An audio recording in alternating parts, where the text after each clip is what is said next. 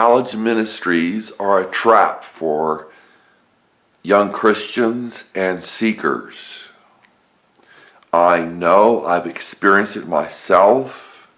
There's a young woman on YouTube, and she might be mad at me. I won't say her name. She was caught by an older man,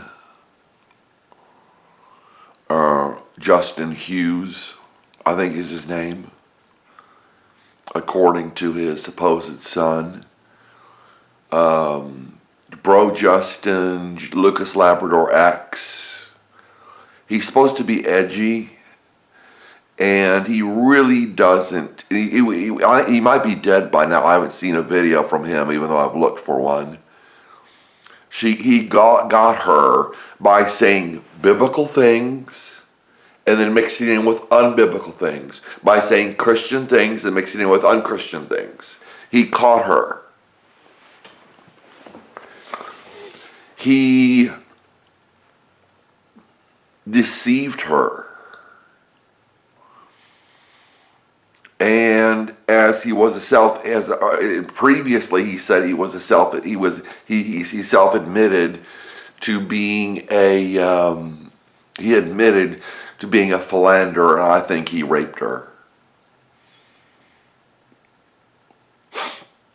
I don't think it was he alone, and I think they use a devil sign to get people confused and trapped, and doing things they don't want to do, and going to church when they don't want to go to church. Not realizing what's going on at church through the hypnotism, through the witchcraft. I was watching Mark the Messenger, and he does some good stuff, and sometimes I enjoy listening to him. He does some good stuff talking about the incubi and the succubi, the incubus and the succubus. I think they're real. I think I was raped by a demon. You wake up in the morning and it feels like something happened to you, and but people use the devil sign all the time, the index finger and the pinky finger together. The index finger and the pinky finger together. They use that sign. They use it all the time, not just at rock concerts. I saw Michael Knowles use the devil sign when he was talking about abortion. He was talking about abortion, Michael Knowles, who was part of the Daily Wire, and he used a devil sign. He was talking about the horrors of abortion. And it is horrible, and people need to realize that these things are horrible, but they take the truth and they add lies to it. Ben Shapiro does this all the time. Rush Limbaugh, when he was alive, did this. Johnny Oliver is just pours out lies. Johnny Oliver pours out lies and misrepresentations. They get you into church and they rape you. Okay? They get you in a church and they rape you. I know there were people in church that raped me, and there were several men, both of them married, one of them with a daughter, that wanted to have sex with me. They didn't want to rape me. They wanted me to voluntarily have sex with them because of what people were saying about me. Once again, there was a guy named Don.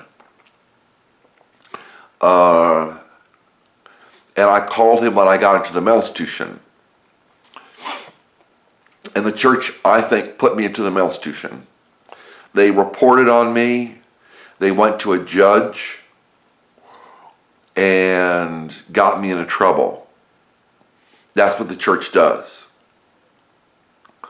Don took me shopping one day. I called him in the mental institution. I said, I need a shirt. Can you get me a shirt? And he got me a shirt. And he said, I used to go by Brandon. I used to go by my middle name, Brandon. And he said, Brandon, maybe this is what you need. And I thought, what a betrayer. Because he knew that wasn't what I needed. And I went shopping with him before that, and he said, I'm looking for an outfit for Jody. That's his wife's name. I won't say his last name. I'm looking for an outfit for Jody. And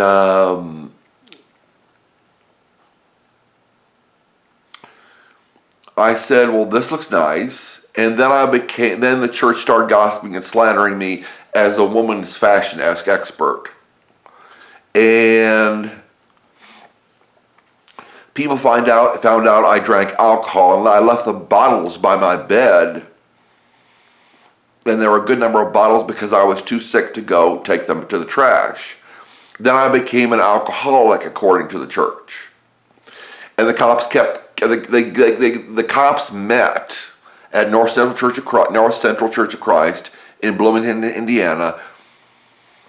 And the church told them that I was an alcoholic and that I was driving drunk, and the cops kept pulling me over. You know, church, these college ministries, especially college and university ministries, they are traps. It's how I became a Christian, but they're traps. And you need to figure that out. They take you, they try to get Christians to become Christians. The person that baptized me in the church raped me. He was leaving I didn't know what was going on because he hypnotized me or drugged me or something, or both. And he was leaving my bedroom. He was leaving my dorm room. And I woke up and I turned around, heard the door. I felt the air and heard the door close. And as the door was closing, I saw his jacket and I thought, that's Vince. This was at Judson College, which is now Judson University.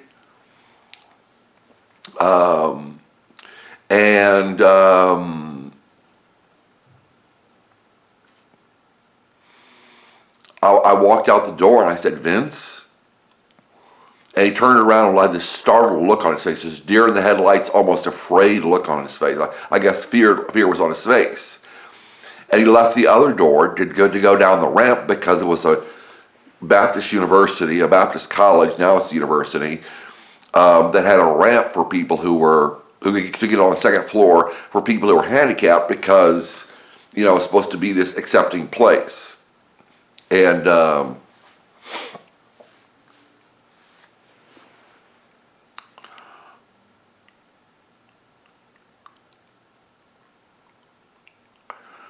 he raped me. And I went through the other door that he went through, and he started going down the ramp. I said, Vince, and he wouldn't look back. And I knew from church, he drove me to church and he baptized me. He drove me to church the next Sunday. I asked him what he was doing in my dorm room, and we changed the subject. These college ministries can get you saved, but after that, leave. I can't say it strongly enough, and people will be deceived again and again and again. Once again, Justin or Justin Lucas Labrador X or whatever he was, some people will remember him, was avant-garde. He was, you know, against the churches, but he still raped that girl, I'm pretty sure. And there was a roommate who raped me. He's now a college professor.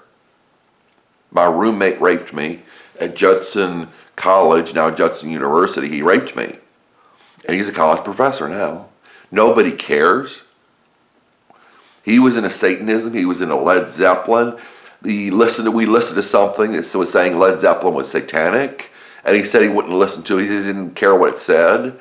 I try, as a new Christian, I tried to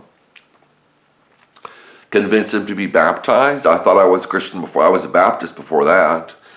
I tried to convince him to be baptized, and he said, well, there's only one verse that says it, so I'm going to ignore it.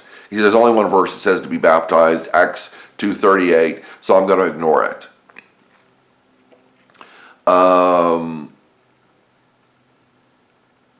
There was somebody in my college group. He was a graduate student. He's now a professor, another professor, at North Central Church of Christ. North Central Church of Christ in Bloomington, Indiana. He became a professor, now works in Texas, I think. or was working in Texas, and he said he made a joke. I think he made a joke or somebody made a joke.